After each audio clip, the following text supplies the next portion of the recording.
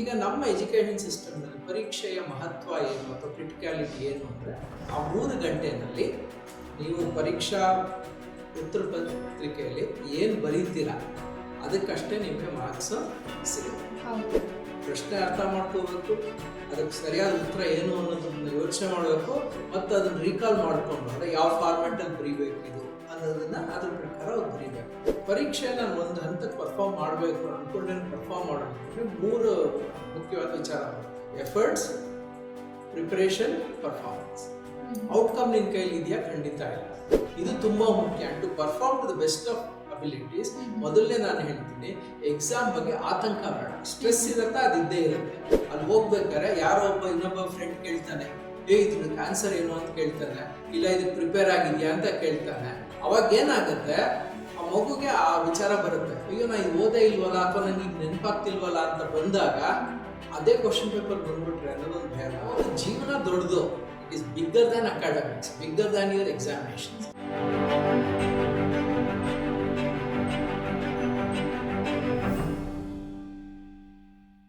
ನಮಸ್ಕಾರ, career desk ಕಾರ್ಯಕ್ರಮಕ್ಕೆ ಸ್ವಾಗತ. ನಾನು ಶಾಲಿನಿ ಮಂಜುನಾಥ್.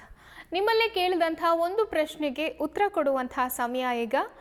ಹಾಗಿದ್ರೆ ನಮ್ಮ ಕರಿಯರ್ ಡೆಸ್ಕ್ ಕಾರ್ಯಕ್ರಮದಲ್ಲಿ ಎಂದಿನಂತೆ ಇದ್ದಾರೆ ಮೈ ಕರಿಯರ್ ಲ್ಯಾಬ್ನ ಫೌಂಡರ್ ಹಾಗೂ career counsellor professor Shankar Bellur ಅವರು. ಬನ್ನಿ ಅವರನ್ನ ಕಾರ್ಯಕ್ರಮಕ್ಕೆ ಸ್ವಾಗತಿಸೋಣ. ಸರ್, ಕಾರ್ಯಕ್ರಮಕ್ಕೆ ಸ್ವಾಗತ. ನಮಸ್ಕಾರ. ನಾನು ಹೇಳಿದೆ ಒಂದು ಪ್ರಶ್ನೆಗೆ ಉತ್ತರವನ್ನು ಕೊಡುವಂತಹ ಸಮಯ ಇದು ಅಂತ ಹೇಳಿ. ಪ್ರಶ್ನೆ ಏನು ಅಂತ ಹೇಳಿದ್ರೆ, ಈಗಾಗಲೇ ಎಕ್ಸಾಮ್ಸ್ ಹತ್ತಿರ ಬರ್ತಾ ಇದೆ ಸ್ಟೂಡೆಂಟ್ಸ್ ಎಲ್ರಿಗೂ ಕೂಡ. ಸೊ ಅವ್ರಿಗೆಲ್ಲ ಸ್ಟೂಡೆಂಟ್ಸ್ ಇರ್ಬೋದು ಅಥವಾ ಪೇರೆಂಟ್ಸ್ ಇರ್ಬೋದು, ಒಂದು ಕನ್ಫ್ಯೂಷನ್ ಇರುತ್ತೆ ಮತ್ತು ಇನ್ನೊಂದು ಭಯ ಇರುತ್ತೆ. ಅದರಲ್ಲೂ ಒಬ್ಬರು ಪೇರೆಂಟ್ ಕೇಳಿರುವಂತಹ ಪ್ರಶ್ನೆ ಏನಂತ ಹೇಳಿದ್ರೆ, ನನ್ನ ಮಗಳು ಸಿಕ್ಕಾಪಟ್ಟೆ ಚೆನ್ನಾಗಿ ಓದ್ತಾಳೆ, ಸ್ಕೂಲಲ್ಲೂ ಕೂಡ ಒಳ್ಳೆ ರಿಸಲ್ಟ್ ಬರ್ತಾ ಇದೆ, ಎಲ್ಲ ಟೀಚರ್ಸ್ ಕೂಡ ಚೆನ್ನಾಗಿ ಒಪಿನಿಯನ್ ಕೊಡ್ತಿದ್ದಾರೆ, ರಿಮಾರ್ಕ್ ಏನೂ ಇಲ್ಲ ಅಂತ ಹೇಳ್ತಿದ್ದಾರೆ. ಆದರೆ ನನ್ನ ಮಗಳು ಪರೀಕ್ಷೆ ಬಂದ ಕೂಡಲೇ ಸಿಕ್ಕಾಪಟ್ಟೆ ಪ್ಯಾನಿಕ್ ಆಗ್ತಾಳೆ, ಹೆದರ್ಕೊಳ್ತಾಳೆ. ಸೊ ಹಾಗಿದ್ರೆ ನಾನು ಯಾವ ರೀತಿ ಅವಳಿಗೆ ಧೈರ್ಯನ ತುಂಬಬೇಕು, ಹೇಗೆ ಪರೀಕ್ಷೆಗೆ ನಾನು ತಯಾರಿಯನ್ನು ಮಾಡಬೇಕು ಅವಳನ್ನು, ಈ ಥರ ಒಂದು ಪ್ರಶ್ನೆನ ಕೇಳಿದ್ದಾರೆ. ಯೂಶ್ವಲಿ ಎಲ್ಲ ಪೇರೆಂಟ್ಗೂ ಈ ಥರ ಅನಿಸ್ಬಹುದು ಅಥವಾ ಸ್ಟೂಡೆಂಟ್ಸ್ಗೂ ಅನಿಸ್ಬಹುದು. ಸೊ ಇದಕ್ಕೆ ಯಾವ ರೀತಿ ನೀವು ಸಲಹೆನ ಕೊಡ್ತೀರಿ? ನಿಜ, ಇದು ಪರೀಕ್ಷಾ ತಯಾರಿ ಅಂತ ಬಂದಾಗ ಎಲ್ಲ ಮಕ್ಕಳಿಗೂ ಮತ್ತು ಪೋಷಕರಿಗೂ, ಟೀಚರ್ಸ್ಗೂ, ಶಾಲೆಗಳಿಗೂ ಏನಿರುತ್ತೆ ಅಂದರೆ, ಮಕ್ಕಳು ಒಳ್ಳೆ ರಿಸಲ್ಟ್ ತೊಗೋಬೇಕು ಅಂತ ಇರುತ್ತೆ. ಈ ಒಳ್ಳೆ ರಿಸಲ್ಟ್ ಅಂದರೆ ಏನು ಅನ್ನೋದು ಅಗೇನ್ ಇಟ್ ಈಸ್ ಸಬ್ಜೆಕ್ಟಿವ್. ಕೆಲವ್ರಿಗೆ 70%ಗೆ ಒಳ್ಳೆ ರಿಸಲ್ಟ್ ಅನ್ಸಿದ್ರೆ, ಕೆಲವ್ರಿಗೆ 90 ಬೇಕು ಅನ್ಸ್ಬೋದು, ಅಥವಾ ಇನ್ನೊಂದಿಗೆ 100 ಅಂತ ಇರ್ಬೋದು. ಇಲ್ಲಿ ಮುಖ್ಯವಾಗಿ 2 ವಿಚಾರ ಪೋಷಕರು ಅರ್ಥ ಮಾಡ್ಕೋಬೇಕು. ಪರೀಕ್ಷೆ ಅಂದಾಗ ಮೊದಲನೇದು, ನಿಮ್ಮ ಮಕ್ಕಳಲ್ಲಿ ಪರೀಕ್ಷೆ ಬಗ್ಗೆ ಏನಾದ್ರು ಆತಂಕ ಅಥವಾ ಭಯ ಇದ್ರೆ ಅದನ್ನ ನಿವಾರಿಸ್ಬೇಕು. ಮತ್ತು 2ನೇದು, ಪರೀಕ್ಷೆನ ಧೈರ್ಯವಾಗಿ ಎದುರಿಸಕ್ಕೆ ಅವ್ರಿಗೆ ಉತ್ತೇಜನ ಕೊಡಬೇಕು. ಇದೆರಡೂ ಆದರೆ ಮಕ್ಕಳ ಪರ್ಫಾರ್ಮೆನ್ಸ್ ಖಂಡಿತ ಚೆನ್ನಾಗೇ ಆಗುತ್ತೆ. ಈಗ ನಮ್ಮ ಎಜುಕೇಷನ್ ಸಿಸ್ಟಮ್ನಲ್ಲಿ ಪರೀಕ್ಷೆಯ ಮಹತ್ವ ಏನು ಅಥವಾ ಕ್ರಿಟಿಕ್ಯಾಲಿಟಿ ಏನು ಅಂದರೆ, ಆ 3 ಗಂಟೆಯಲ್ಲಿ ನೀವು ಪರೀಕ್ಷಾ ಉತ್ತರ ಪತ್ರಿಕೆಯಲ್ಲಿ ಏನು ಬರೀತೀರಾ ಅದಕ್ಕಷ್ಟೇ ನಿಮಗೆ ಮಾರ್ಕ್ಸ್ ಸಿಗುತ್ತೆ. ಮತ್ತು ಸದ್ಯದ ಎಜುಕೇಷನ್ ಸಿಸ್ಟಮಲ್ಲಿ ನಮ್ದೇನು ಅಂದರೆ, ಆನ್ಸರ್ ಹೀಗೆ ಇರಬೇಕು ಅಂತ ಕೆಲವು ಕಟ್ಟುಪಾಡುಗಳು ಇದೆ. ಅದ್ರ ಪ್ರಕಾರ ನಾವು ಆನ್ಸರ್ ಬರೆದ್ರೇನೆ ಪೂರ್ತಿ ಮಾರ್ಕ್ಸ್ ಸಿಗೋದು. ಈಗ ಮಕ್ಕಳಿಗೆ 3 ಗಂಟೆ ಅಲ್ಲಿ ಪರೀಕ್ಷೆನಲ್ಲಿ ಒಳ್ಳೆ ಪರ್ಫಾರ್ಮೆನ್ಸ್ ಕೊಡಬೇಕು ಅನ್ನೋದಿದ್ರೆ, ಅವ್ರು ಕೇವಲ ದೈಹಿಕವಾಗಿ ಮಾತ್ರ ಅಲ್ಲ, ಮಾನಸಿಕವಾಗೂ ತುಂಬಾ ಎನರ್ಜೆಟಿಕ್ ಆಗಿರ್ಬೇಕು. Because it requires lot of mental energy for you to focus. ಮೊದಲನೇದೇನು, ಪ್ರಶ್ನೆ ಅರ್ಥ ಮಾಡ್ಕೋಬೇಕು, ಅದಕ್ಕೆ ಸರಿಯಾದ ಉತ್ತರ ಏನು ಅನ್ನೋದನ್ನ ಯೋಚನೆ ಮಾಡಬೇಕು ಮತ್ತು ಅದನ್ನ ರೀಕಾಲ್ ಮಾಡಿಕೊಂಡು ಅಂದರೆ ಯಾವ ಫಾರ್ಮ್ಯಾಟಲ್ಲಿ ಬರೀಬೇಕು ಇದು ಅನ್ನೋದನ್ನ ಅದ್ರ ಪ್ರಕಾರ ಅವ್ರು ಬರೀಬೇಕಾಗುತ್ತೆ. ಹಾಗಾಗಿ ಇದಕ್ಕೆ ನಿಮಗೆ ತುಂಬಾ ಮೆಂಟಲ್ ಎನರ್ಜಿ ಅಂಡ್ ಕಾನ್ಸಂಟ್ರೇಷನ್ ಬೇಕಾಗುತ್ತೆ. ಸುಮಾರು ಮಕ್ಳು ಏನಾಗುತ್ತೆ, ಪರೀಕ್ಷೆ ಬಂತು ಅಂದಾಗ ನಾವು ಸಾಮಾನ್ಯ ಹೇಳ್ತೀವಲ್ಲ, ಯುದ್ಧ ಕಾಲ ಶಸ್ತ್ರಾಭ್ಯಾಸ. ಪರೀಕ್ಷೆ ಟೈಮ್ ಟೇಬಲ್ ಬರುತ್ತೆ, ಅವಾಗ ಸಡನ್ ಆಗಿ ಓವರ್ ಆಕ್ಟಿವಿಟಿಗೆ ಹೋಗ್ತಾರೆ, ಎಲ್ಲ ಜಾಸ್ತಿ ಓದ್ತಾರೆ, ರಾತ್ರಿ ಎಲ್ಲ ನಿದ್ದೆಗೆಡ್ತಾರೆ, ಸರಿಯಾಗಿ ಆಹಾರ ಮಾಡಲ್ಲ, ಸ್ಟ್ರೆಸ್ಸು ಅಂತ ಹೇಳ್ತಾರೆ. ಮನೆಯವ್ರೇನೋ ಹೇಳಕ್ ಹೋದ್ರೆ ಒಂಥರ ರೇಗದು, ಇಲ್ಲ ಏನೋ ದೇ ಶೋ ಸರ್ಟನ್ ಸಿಂಪ್ಟಮ್ಸ್. ನಮಗೇನಾಗುತ್ತೆ, ನಾರ್ಮಲ್ ಆಗಿಲ್ಲಪ್ಪ, ಪರೀಕ್ಷಾ ಭಯ ಇವ್ರಿಗೆ ಆವರಿಸ್ಕೊಂಡಿದೆ ಅನ್ನೋದು ಖಂಡಿತ ಅವಾಗ ಗೊತ್ತಾಗುತ್ತೆ. ಅಂತ ಮಕ್ಕಳಿಗೆ ಏನಾಗುತ್ತೆ, ಸಾಮಾನ್ಯವಾಗಿ ಸಮಾಜದಿಂದನೂ ಒಂದು ಕಂಡೀಷನಿಂಗ್ ಆಗುತ್ತೆ. ನೀವೇ ಗಮನಿಸಿರ್ಬೋದು, ಯಾವ್ದಾದ್ರು ಮನೆಗೆ ಹೋದಾಗ ಆ ಮನೆ ಮಕ್ಳು ಯಾರು ಬೋರ್ಡ್ ಎಕ್ಸಾಮ್ ತಗೊಳ್ಳೋ ಸಮಯದಲ್ಲಿದ್ದರೆ ಸಾಮಾನ್ಯವಾಗಿ ನಾವೊಂದು ಸುಮ್ಮನೆ ನಾವೇನಂದರೆ ಒಳ್ಳೇದಾಗಲಿ ಅನ್ನೋದಕ್ಕೆ ಒಂದು ಸಜೆಷನ್ ಕೊಡ್ತೀವಿ. ಇದು ತುಂಬ ಮುಖ್ಯನಪ್ಪ, ನಮ್ಮ ಕಾಲದಲ್ಲಿ ಹೇಳೋರು ಇದು ಲೈಫ್ ಟರ್ನಿಂಗ್ ಪಾಯಿಂಟ್, ಇದು ನೀನು SLC ಚೆನ್ನಾಗಿ ಪರೀಕ್ಷೆಯಲ್ಲಿ ಪಾಸ್ ಮಾಡಲೇಬೇಕು, ಒಳ್ಳೆ ಮಾರ್ಕ್ಸ್ ತೊಗೋಬೇಕು ಅಂತ. PUCಗೂ ಅದೇ ಮಾತನ್ನೇ ಹೇಳ್ತಾರೆ. ಅಂದರೆ ಇದು ಏನಾಗುತ್ತೆ ಅಂದರೆ ಎಲ್ಲೋ ಒಂದು ಕಡೆ ಮಕ್ಕಳಿಗೆ ದಿಸ್ ಇಸ್ ವೆರಿ ಕ್ರಿಟಿಕಲ್ ಅನ್ನೋದು ಕೂತ್ಕೊಂಡ್ಬಿಡುತ್ತೆ. ಬಹುಶಃ ನಾನು ಇಲ್ಲಿ ಫೇಲ್ ಆದರೆ, ಅಂದರೆ ಫೇಲ್ ಅಂದರೆ ನಾನು ಹೇಳೋದು ಎಕ್ಸಾಮಲ್ಲಿ ಫೇಲ್ ಅಂತಲ್ಲ, ಅವ್ರು ಅನ್ಕೊಂಡಷ್ಟು ಮಾರ್ಕ್ಸ್ ಬರಲಿಲ್ಲ ಅಂದ್ರೂ ಅದನ್ನು ಫೇಲ್ಯೂರ್ ಅಂತ ಮಕ್ಕಳು ನೋಡ್ತಾರೆ. ಅನ್ಕೊಂಡಷ್ಟು ಮಾರ್ಕ್ಸ್ ಬರಲಿಲ್ಲ ಅಂದರೆ ಈ ಫಿಯರ್ ಆಫ್ ಫೇಲ್ಯೂರ್ ಬಂದ್ಬಿಡುತ್ತೆ. ಇದು ಯಾಕೆ ಅಂದರೆ excessive thinking or over thinking about the outcome. Results ಬಗ್ಗೆ ಅತಿಯಾಗಿ ಯೋಚನೆ ಮಾಡೋಕ್ಕೆ ಶುರು ಮಾಡ್ತಾರೆ. ಮತ್ತು ಇನ್ನೊಂದು ಏನಾಗುತ್ತೆ, ನಾವು ಎಲ್ಲೋ ಒಂದು ಕಡೆ ಅದ್ರ ಮೇಲೆ ಆಸೆಗಳು ಕಟ್ಕೊಂಡ್ಬಿಡ್ತೀವಿ. ಅಂದರೆ ನೀನು ಇಷ್ಟು ಪರ್ಸೆಂಟೇಜ್ ತೊಗೊಂಡ್ರೆ ನೀನಾಗಿ ಈ ಕಾಲೇಜಲ್ಲಿ ಈ ಕೋರ್ಸ್ಗೆ ಅಡ್ಮಿಷನ್ ಸಿಗುತ್ತೆ, ಈ ಥರದ್ದೆಲ್ಲ ಆಗುತ್ತೆ. ಹಾಗಾಗಿ ಏನಾಗುತ್ತೆ, ಬೈ ಚಾನ್ಸ್ ಅದು ಆಗಲಿಲ್ಲ ಅಂದರೆ, ಯಾಕೆಂದರೆ ನಮ್ಮ ಮೈಂಡ್ ಬೈ ಡಿಸೈನ್ ಯೋಚನೆ ಮಾಡೋದೇ ನೆಗೆಟಿವ್, ಆಗದಿದ್ರೆ ಅಂತಲೇ ಯೋಚನೆ ಮಾಡೋದು. ಅದಕ್ಕೆ ನಾವೇನು ಮಾಡಬೇಕು, ಮನೆಯಲ್ಲಿ ಒಂದು ಒಳ್ಳೆ ವಾತಾವರಣ, ವೆರಿ ಕಂಡ್ಯೂಸಿವ್ ಎನ್ವೈರನ್ಮೆಂಟ್ ಕ್ರಿಯೇಟ್ ಮಾಡಬೇಕು.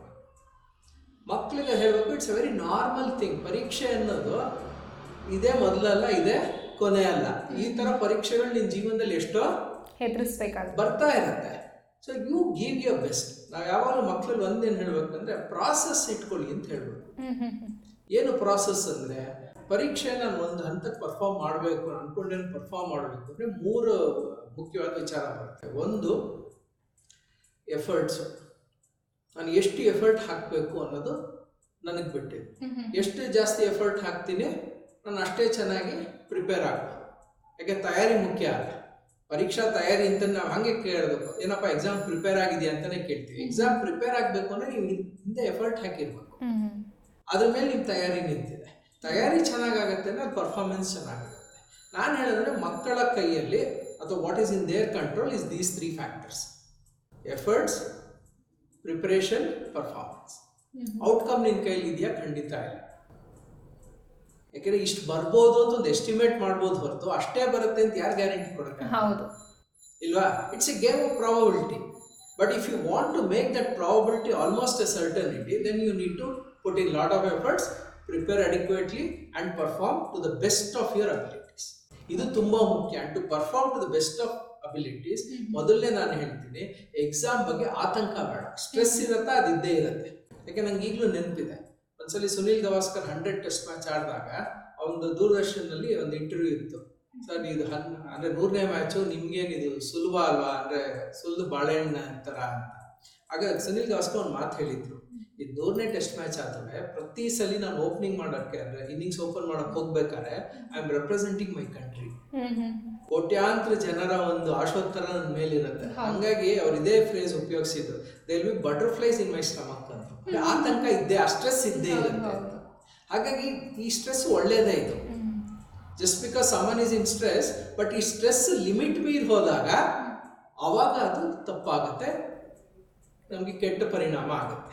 ಸ್ವಲ್ಪ ಸ್ಟ್ರೆಸ್ ಇದ್ರೇನೆ ನಮಗೆ ಪರ್ಫಾರ್ಮ್ ಮಾಡೋದಕ್ಕೆ ಒಂದು ಇದಿರುತ್ತೆ, ಕಾತುರತೆ ಇರುತ್ತೆ, ಮಾಡಬೇಕು ನಾನು ಚೆನ್ನಾಗಿ ಅಂತ. ನಂಗೆ ಏನು ಸ್ಟ್ರೆಸ್ಸೇ ಇಲ್ಲ, ಐ ಡೋಂಟ್ ಕೇರ್ ಅನ್ನೋದಂದ್ರೆ ಒಂಥರ ಇಂಡಿಫರೆಂಟ್ ಆಟಿಟ್ಯೂಡ್ ಬಂದ್ಬಿಟ್ರೆ ಅವಾಗ ಏನಾಗುತ್ತೆ, 50 ಬಂದರೂ ಅಷ್ಟೇ, 90 ಬಂದರೂ ಅಷ್ಟೇ, ನನಗೆ ಅದ್ರ ಬಗ್ಗೆ ಏನೋ ಕಾಳಜಿ ಇಲ್ಲ ಅನ್ನೋದು ಒಂದು ಮನಸ್ಥಿತಿ ಬಂದ್ಬಿಡುತ್ತೆ. ಹಾಗಾಗಿ ಸ್ವಲ್ಪ ಸ್ಟ್ರೆಸ್ ನಿಮ್ಮ ಮಕ್ಕಳಲ್ಲಿ ಇದೆ ಅಂದರೆ ಅದೇನು ಆತಂಕ ಪಡೋ ಅವಶ್ಯಕತೆ ಇಲ್ಲ. ಎರಡನೇದು ಆಗಲೇ ಹೇಳಿದಂಗೆ ಫಿಯರ್ ಆಫ್ ಫೇಲ್ಯೂರ್ನ ತೆಗಿಬೇಕು ಮಕ್ಕಳಿಂದ. ಬೈ ಚಾನ್ಸ್ ಇದಾಗಲಿಲ್ಲ, ಯಾಕಂದ್ರೆ ಮಕ್ಕಳಿಗೆ ಸಾಮಾನ್ಯವಾಗಿ ಎಕ್ಸಾಮಲ್ಲಿ ಪರ್ಫಾರ್ಮ್ ಮಾಡೋಕ್ಕಾಗೋ ದೊಡ್ಡ ಸಮಸ್ಯೆ ಏನು ಅಂದರೆ, ಅಲ್ಲಿ ಹೋಗ್ಬೇಕಾದ್ರೆ ಯಾರೋ ಇನ್ನೊಬ್ಬ ಫ್ರೆಂಡ್ ಕೇಳ್ತಾನೆ, ಇದ್ರಕ್ಕೆ ಆನ್ಸರ್ ಏನು ಅಂತ ಕೇಳ್ತಾನೆ, ಇಲ್ಲ ಇದಕ್ಕೆ ಪ್ರಿಪೇರ್ ಆಗಿದೆಯಾ ಅಂತ ಕೇಳ್ತಾನೆ. ಅವಾಗ ಏನಾಗುತ್ತೆ, ಆ ಮಗುಗೆ ಆ ವಿಚಾರ ಬರುತ್ತೆ, ಅಯ್ಯೋ ನಾ ಇದು ಓದೇ ಇಲ್ವಲ್ಲ, ಅಥವಾ ನಂಗೆ ಈಗ ನೆನಪಾಗ್ತಿಲ್ವಲ್ಲ ಅಂತ ಬಂದಾಗ ಅದೇ ಕ್ವಶನ್ ಪೇಪರ್ ಬಂದ್ಬಿಟ್ರೆ ಅನ್ನೋದು ಒಂದು ಭಯ ಬಂದ್ಬಿಡುತ್ತೆ. ಸೊ ಅದಕ್ಕೆ ನಾವೇನು ಹೇಳಬೇಕು ಮಕ್ಕಳಿಗೆ, ಈ ಪ್ರಿಪೇರ್ ಆಗಿದೆಯಾ, ಚೆನ್ನಾಗಿ ಎಫರ್ಟ್ ಹಾಕಿದ್ಯಾ, ಒಳ್ಳೆ ಮನಸ್ಸಿಂದ ಧೈರ್ಯವಾಗಿ ಹೋಗಿ ಅಲ್ಲಿ ಪರೀಕ್ಷೆಯಲ್ಲಿ ನಿಮ್ಗೆ ಏನೇನು ಬರುತ್ತೆ ಅದನ್ನು ಚೆನ್ನಾಗಿ ಬರೆದು ಬಾ. ಕಾನ್ಫಿಡೆನ್ಸ್ ಬಿಲ್ಡ್ ಆಗಬೇಕು. Definitely to the best of your ability go and perform. ಎಷ್ಟು ಬರುತ್ತೋ ಅದ್ರ ಬಗ್ಗೆ ತಲೆ ಕೆಡ್ಸ್ಕೊಳಕ್ ಹೋಗ್ಬೇಡ. ಇದನ್ನ ನಾವು ಒತ್ತಿ ಹೇಳಬೇಕು ಮಕ್ಕಳಿಗೆ. ಯಾಕಂದ್ರೆ ಕೆಲವು ಸಲ ಏನಾಗ್ಬಿಡುತ್ತೆ, ಹಿಂಗೆ ಇಷ್ಟು ಬಂದಿಲ್ಲ ಅಂದ್ರೆ ಜೀವನ ಇಲ್ಲ ಅನ್ನೋ ಒಂದು ಮೆಸೇಜಿಂಗ್ ಹೊರಟೋಗುತ್ತೆ. ಸರ್, ಅದ್ರ ಜೊತೆಗೆ ಮಕ್ಳು ಏನು ಮಾಡ್ತಾರೆ, ಸೂಸೈಡ್ ಅಟೆಂಪ್ಟ್ ಮಾಡ್ಕೊಂಡ್ಬಿಡ್ತಾರೆ. ನಾವು ಎಷ್ಟೋ ಓದ್ತಾ ಇರ್ತೀವಿ, ನೋಡ್ತಾ ಇರ್ತೀವಿ, ಇಷ್ಟು ಅಂಕ ಬರಬೇಕಿತ್ತು, ಪಾಸ್ ಆಗಿದ್ರೂ ಕೂಡ ನಾನು ಅಂದ್ಕೊಂಡಷ್ಟು ಅಂಕಗಳು ಬರಲಿಲ್ಲ ಅಂತ ಹೇಳಿ ಸೂಸೈಡ್ ಮಾಡ್ಕೋತಾರೆ. ಇನ್ನು ಕೆಲವರು ಪೇರೆಂಟ್ಸ್ಗೆ ಹೆದರ್ಕೊಳ್ತಾರೆ. ನಿಜ.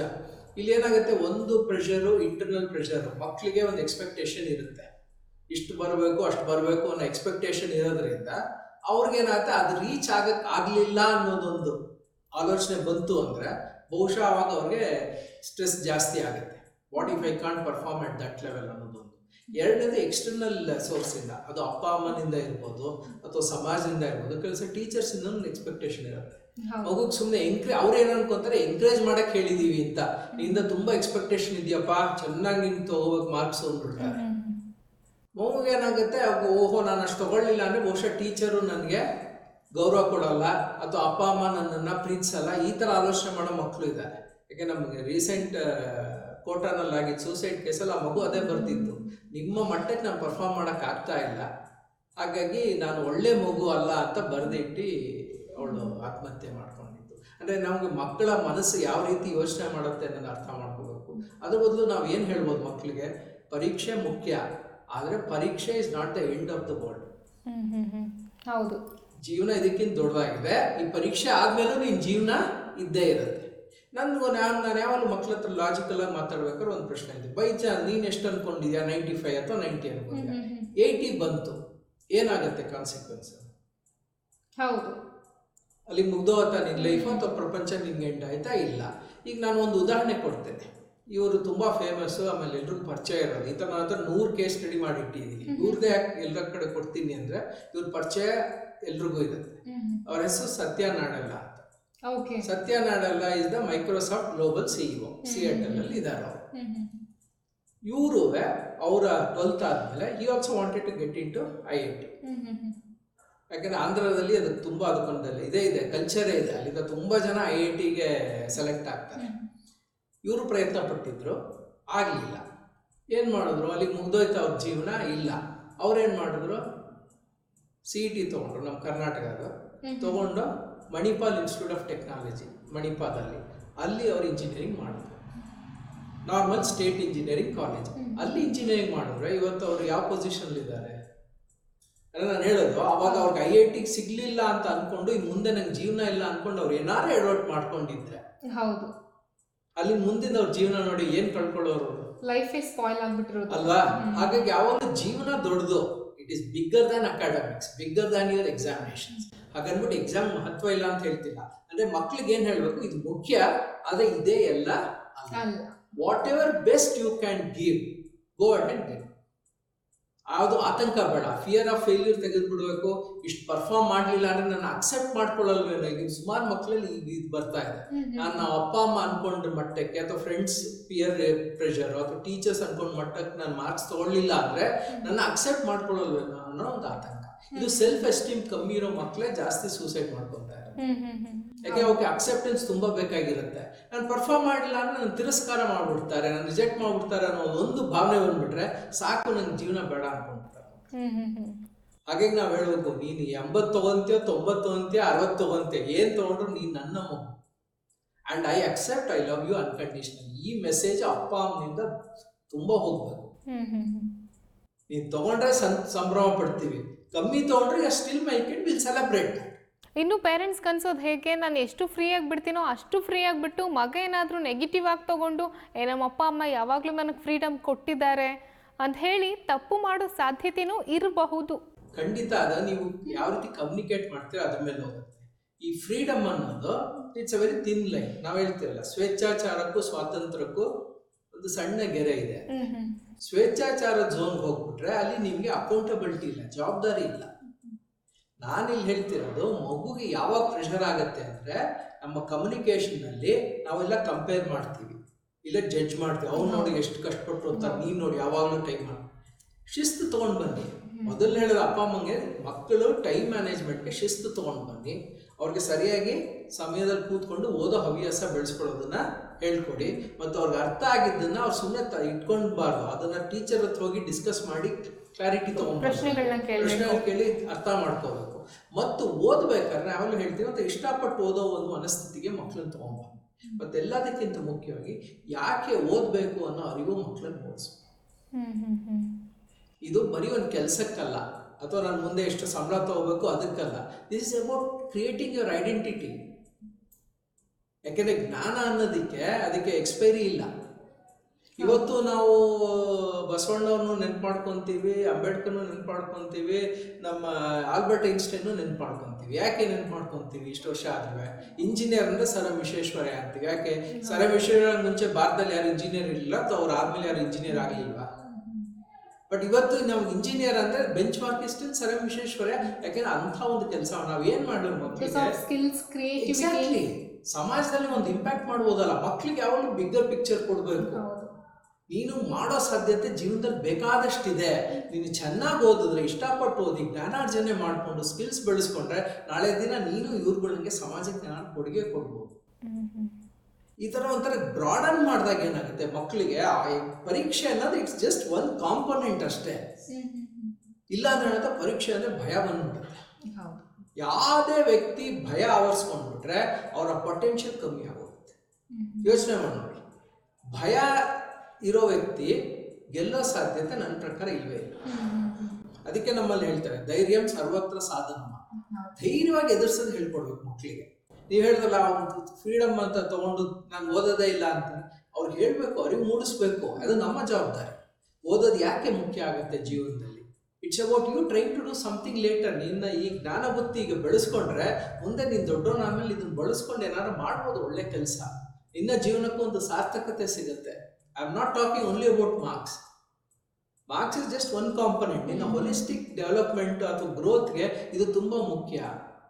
ಹಾಗಾಗಿ ನೀನು ಪರೀಕ್ಷೆನ ಯಾವ ಥರ ನೋಡಬೇಕು ಅಂದರೆ, ನಾನು ಎಷ್ಟು ಕಲ್ತಿದ್ದೀನಿ ಅನ್ನೋದು ನಿನಗೆ ಅರಿವು ಬರುತ್ತೆ. ಮುಂದಿನ ಪರೀಕ್ಷೆಗೆ ನಾನು ಇನ್ನೂ ಹೆಚ್ಚು ಅಭ್ಯಾಸ ಮಾಡಬೇಕು ಅಥವಾ ಅಭ್ಯಾಸ ಯಾವ ರೀತಿ ಮಾಡಬೇಕು ಅನ್ನೋದು ನಿನಗೆ ಒಂದು ಅರಿವು ಬರುತ್ತೆ. ಹಾಗಾಗಿ ಇಟ್ಸ್ ಎ ಲರ್ನಿಂಗ್ ಕರ್ವ್ ಅಂತ ಹೇಳಬೇಕು. It's not A destination. 10th exam ಆಗಿದ್ರೆ ನಿಂದೇನೋ ಆಗೋಗುತ್ತೆ ಅಂತಲ್ಲ. 10th ಆದ್ಮೇಲೆ PUC ಅಥವಾ 12th ಬರುತ್ತೆ, ಅದಾದ್ಮೇಲೆ ಗ್ರಾಜುಯೇಷನ್ ಬರುತ್ತೆ, ಪೋಸ್ಟ್ ಗ್ರಾಜುಯೇಷನ್ ಬರುತ್ತೆ, ಆಮೇಲೆ ವೃತ್ತಿ ಜೀವನ ಶುರು ಮಾಡ್ಕೊಂತಾರೆ. ಅಲ್ಲೂ ಹಲವಾರು ಪರೀಕ್ಷೆಗಳು ಬರ್ತಾ ಇರುತ್ತೆ. ಆಗ ಪರೀಕ್ಷೆ ಅನ್ನೋದು ಬರೀ ಒಂದ್ಸಲಿ ಬಂದು ಹೋಗೋದಲ್ಲ. ಜೀವನದಲ್ಲಿ ಹಲವಾರು ಘಟ್ಟದಲ್ಲಿ ಬೇರೆ ಬೇರೆ ರೀತಿ ಪರೀಕ್ಷೆಗಳು ಬರ್ತಾ ಇರುತ್ತೆ. ಅದ್ರ ಬಗ್ಗೆ ಎಲ್ಲ ಮಾತಾಡಿದಾಗ ಅವ್ರಿಗೆ ಏನು ಅನ್ಸುತ್ತೆ, ಒಂದು ವೇಳೆ ನಾನು ಅನ್ಕೊಂಡಷ್ಟು ಪರ್ಫಾರ್ಮೆನ್ಸ್ ಆಗಲಿಲ್ಲ ಅಂದರೂ ನನ್ನ ಮುಂದಿನ ಪರೀಕ್ಷೆಗೆ ನಾನು ಸರಿಯಾದ ರೀತಿ ತಯಾರಿ ಮಾಡ್ಕೊತೀನಿ ಅನ್ನೋದೊಂದು ನಂಬಿಕೆ ಬರುತ್ತೆ. ಸೊ ಹಾಗಾಗಿ ನಾವು ಅವ್ರಿಗೆ ಫಿಯರ್ ಆಫ್ ಫೇಲ್ಯೂರ್ ತೆಗಿಬೇಕು. Life is A game of possibility. ಸತ್ಯನಾಡಲ್ಲ ಉದಾಹರಣೆ ಯಾಕೆ ಹೇಳಿದೆ ಅಂದರೆ, ಅವ್ರು IIT ಹೋಗಿಲ್ಲ ಅಂದ್ರೂ ಇವತ್ತು ಬಹುಶಃ ಯಾವ IIT-ಗಿಂತನೂ ಏನೂ ಕಮ್ಮಿ ಇಲ್ಲದಷ್ಟು ಸಾಧನೆ ಅವರು ಮಾಡಿದ್ದಾರೆ. ಬಿಕಾಸ್ ಈ studied in ordinary college, state engineering college, ಅತ್ಯುನ್ನತ ಪದವಿಗೆ ಹೋಗಿದ್ದಾರೆ ಅವರು. ಹಾಗಾಗಿ ಸಾಧ್ಯತೆ ಇದೆ. ಏನಾರ ಓದು, ಚೆನ್ನಾಗಿ ಓದು, ಇಷ್ಟಪಟ್ಟು ಓದು, ಎಕ್ಸಾಮ್ನಲ್ಲಿ ಬರೀಬೇಕಾದ್ರೆ ಧೈರ್ಯವಾಗಿ ಯಾವ ಒಂದು ಆತಂಕಕ್ಕೂ ಒಳಗಾಗದೆ ಪರ್ಫಾರ್ಮ್ ಮಾಡಬೇಕು. ಆತಂಕ ಯಾವಾಗ ಆಗತ್ತೆ ಅಂದರೆ when you think about the outcome. Okay sir. ಹಾಗಾಗಿ ಔಟ್ಕಮ್ ಡಿಸೈಡ್ ಆಯಿತು, ಒಳ್ಳೇದು ಮಾಡಬೇಕು, ಒಳ್ಳೆ ರಿಸಲ್ಟ್ಸ್ ಬರಬೇಕು, ಅದೊಂದು ಸೈಡ್ ಡಿಸೈಡ್ ಆಗ ಪಕ್ಕಕ್ಕೆ ಇಟ್ಬಿಡ್ಬೇಕು. ಪ್ರಾಸೆಸ್ ಹಾಕೋಬೇಕು. ಎಫರ್ಟ್ಸ್, ಪ್ರಿಪ್ರೇಷನ್, ಪರ್ಫಾರ್ಮೆನ್ಸ್, ಇದು ನಿಮ್ಮ ಕೈಲಿ. ನಿನ್ನ ಕೈಲಿ ಏನಿದೆ ಅದ್ರ ಬಗ್ಗೆ ಗಮನ. ಹೊರಗಿರೋದ್ರ ಬಗ್ಗೆ ತಲೆ ಕೆಡಿಸ್ಕೊಳ್ಳೋ ಅವಶ್ಯಕತೆ ಇಲ್ಲ. ಈ ರೀತಿ ನಾವು ಮಕ್ಕಳೆಲ್ಲ ಮಾತಾಡಿದ್ರೆ, ಮತ್ತು ಹೇಳಿದ್ರೆ ಅನ್ಕಂಡೀಷನಲ್ ಆಗಿ ಅವ್ರನ್ನ ಅಕ್ಸೆಪ್ಟ್ ಮಾಡ್ಕೊಂಡು ಲವ್, ಅದು ತುಂಬಾ ಮುಖ್ಯ. ಸುಮಾರು ಪೇರೆಂಟ್ಸ್ ಅರ್ಥ ಮಾಡ್ಕೊಳ್ಳಲ್ಲ. ಅದೇ ಅದು ಕಮ್ಯುನಿಕೇಶನ್ ಹೇಗೋ ಅಂತಾನೆ, ಇಷ್ಟು ತಗೊಂಡ್ರೆ ನಾನು ಹೆಮ್ಮೆಯಿಂದ ಹೇಳ್ಕೊಂತೀನಿ, ಇದಕ್ಕಿಂತ ಕಮ್ಮಿ ಆದರೆ ನಂಗೆ ಹೇಳ್ಕೊಳ್ಳೋದಕ್ಕೆ ಆಗಲ್ಲ. ಅದರಿಂದ ಹೊರಗೆ ಬರ್ಬೇಕು ಅಪ್ಪ ಅಮ್ಮ. ಅವ್ರು ಎಷ್ಟೇ ತೆಗೆದ್ರು ನಮ್ಮ ಮಕ್ಳು ತಾನೆ ಇಲ್ವಾ? ಇದೊಂದು ಧೈರ್ಯ ಕೊಡೋದು ತುಂಬಾ ಮುಖ್ಯ ಆಗುತ್ತೆ. ಈ ರೀತಿ ನಾವು ಮಕ್ಕಳಲ್ಲಿ ಆತಂಕ ತೆಗೆದು ಅವ್ರಿಗೆ ಕಾನ್ಫಿಡೆನ್ಸ್ ತುಂಬಿ you give your best performance ಅಂದರೆ, ನನ್ನ ಪ್ರಕಾರ ನಾವೇನು ಅಂದ್ಕೊಂಡಿರ್ತೀವಿ ಅದಕ್ಕಿಂತ ಒಂದು 10% ಚೆನ್ನಾಗೇ ಮಾರ್ಕ್ಸ್ ಬರುತ್ತೆ. ಓಕೆ ಸರ್, ಬಹುಶಃ ತುಂಬಾ ಒಂದೊಳ್ಳೆ ಸಲಹೆ ಮತ್ತು ಮಾಹಿತಿಯನ್ನು ಕೊಟ್ಟಿದ್ದೀರಾ ಅಂತಲೇ ಭಾವಿಸ್ತೀನಿ. ಈ ಪ್ರಶ್ನೆ ಕೇಳಿದವ್ರಿಗೂ ಕೂಡ ಸಾಕಷ್ಟು ಕ್ಲಾರಿಟಿ ಸಿಕ್ಕಿದೆ ಅಂತ ಭಾವಿಸ್ತೀನಿ. ಈ ಒಂದು ಸಬ್ಜೆಕ್ಟ್ ಬಗ್ಗೆ ತಿಳಿಸ್ಕೊಟ್ಟಿದ್ದಕ್ಕಾಗಿ ಈ ಸಂಚಿಕೆಯಲ್ಲಿ ಧನ್ಯವಾದಗಳು ಸರ್. ನಮಸ್ಕಾರ. ನೋಡಿದ್ರಲ್ಲ, ಬಹುಶಃ ಒಬ್ಬರು ಪೇರೆಂಟ್ ಕೇಳಿದಂತಹ ಪ್ರಶ್ನೆಗೆ ಕ್ಲಾರಿಟಿ ಅಂತೂ ಸಿಕ್ಕಿದೆ ಅಂತ ಹೇಳಿ ನಾನು ಭಾವಿಸ್ತೀನಿ. ಯಾಕೆ ಅಂತ ಹೇಳಿದ್ರೆ, ಮಕ್ಕಳು ಪರೀಕ್ಷೆನ ಬರಿತಾ ಇದ್ದಾರೆ, ತುಂಬಾ ಪ್ಯಾನಿಕ್ ಆಗ್ತಾ ಇದ್ದಾರೆ ಅಂತ ಹೇಳಿದ್ರೆ ಪೋಷಕರ ಪಾತ್ರವೂ ಕೂಡ ಅಷ್ಟೇ ಮುಖ್ಯವಾಗಿರುತ್ತೆ. ಸೆಲ್ಫ್ ಲರ್ನಿಂಗ್ ಮತ್ತು ಇಂಟ್ರೆಸ್ಟ್ ಮತ್ತು ಪೇರೆಂಟ್ಸ್ ಆಗಿ ಅವರಲ್ಲಿ ಕಾನ್ಫಿಡೆನ್ಸನ್ನು ಬಿಲ್ಡ್ ಮಾಡುವಂತಹ ರೆಸ್ಪಾನ್ಸಿಬಿಲಿಟಿ ಖಂಡಿತ ನಿಮ್ಮದಾಗಿರುತ್ತೆ ಅಂತ ಹೇಳ್ತಾ ಇಂದಿನ ಸಂಚಿಕೆಯನ್ನು ಇಲ್ಲಿಗೆ ಮುಕ್ತಾಯ ಮಾಡ್ತಾ ಇದ್ದೀನಿ. ಸೊ ಯಾರಿಗೆಲ್ಲ ಇನ್ನಷ್ಟು ಪ್ರಶ್ನೆಗಳನ್ನು ಕೇಳಬೇಕು, ಎಕ್ಸಾಮ್ಸ್ ಇರ್ಬೋದು, ಕಾಂಪಿಟೇಟಿವ್ ಎಕ್ಸಾಮ್ಸ್ ಇರ್ಬೋದು, ಅಥವಾ ಕರಿಯರ್ಗೆ ಸಂಬಂಧಿಸಿದಂಥ ಪ್ರಶ್ನೆಗಳಿರಬಹುದು, ಡೆಫಿನೆಟ್ ಆಗಿ ನೀವು ಕಮೆಂಟ್ ಬಾಕ್ಸ್ನಲ್ಲಿ ತಿಳಿಸಬಹುದು ನಿಮ್ಮ ಪ್ರಶ್ನೆಗಳು ಏನೇ ಇದ್ರೂ ಅಂತ ಹೇಳ್ತಾ, ಇನ್ನು ಪ್ರೊಫೆಸರ್ ಶಂಕರ್ ಬೆಳ್ಳೂರ್ ಅವರನ್ನ ನೀವು ನೇರವಾಗಿ ಭೇಟಿ ಮಾಡಬೇಕು ಅಂತ ಹೇಳಿದ್ರೆ ಸ್ಕ್ರೀನ್ ಮೇಲೆ ಡಿಸ್ಪ್ಲೇ ಆಗ್ತಾ ಇರುವಂತಹ ನಂಬರ್ಗೆ ಕರೆ ಮಾಡಿ ಮಾತನಾಡಿ. ಹಾಗೆಯೇ mycareerlab.in ಇಲ್ಲಿಗೆ ನೇರವಾಗಿ ಭೇಟಿಯನ್ನು ಕೊಟ್ಟು ಅಲ್ಲಿ ಯಾವ ರೀತಿ ಕೌನ್ಸಿಲಿಂಗ್ನ ಕೊಡ್ತಾರೆ ಸ್ಟೂಡೆಂಟ್ಸ್ಗೆ, ಪೇರೆಂಟ್ ಹೇಗೆ ಹೋಗಿ ಅವರನ್ನ ಭೇಟಿ ಮಾಡಬೇಕು, ಇದ್ರ ಬಗ್ಗೆ ಎಲ್ಲ ನಿಮಗೆ ಇನ್ ಡೀಟೇಲ್ ಆಗಿ ಇರುತ್ತೆ ಅಂತ ಹೇಳ್ತಾ ಇಂದಿನ ಸಂಚಿಕೆಯನ್ನು ಇಲ್ಲಿಗೆ ಮುಕ್ತಾಯ ಮಾಡ್ತಾ ಇದ್ದೀನಿ. ನೋಡ್ತಾ ಇರಿ ಪ್ರತಿನಿಧಿ ಡಿಜಿಟಲ್.